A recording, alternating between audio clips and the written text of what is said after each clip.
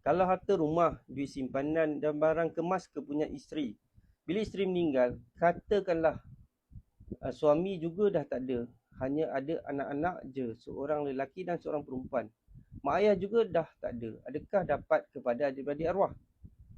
Tak. Dia akan dapat kepada anak sahaja.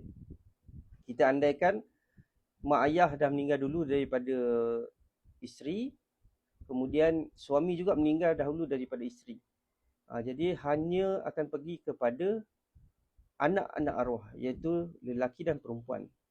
Kalau kata suami meninggal selepas isteri pun, hanya akan pergi dekat anak dan anak lelaki dan anak perempuan saja. Sebab dekat sini kuatnya ada waris lelaki. Sekiranya tak ada anak lelaki ni, bila si isteri meninggal, barulah akan sekiranya ayah tu pun tak ada, barulah pergi dekat adik-beradik isteri. Dia macam tu. Kalau tak ada anak lelaki, dia akan pergi dekat dan kita nak kena semak lah waris tu siapa. Dan boleh jadi adik-beradik tu boleh jadi waris faraid.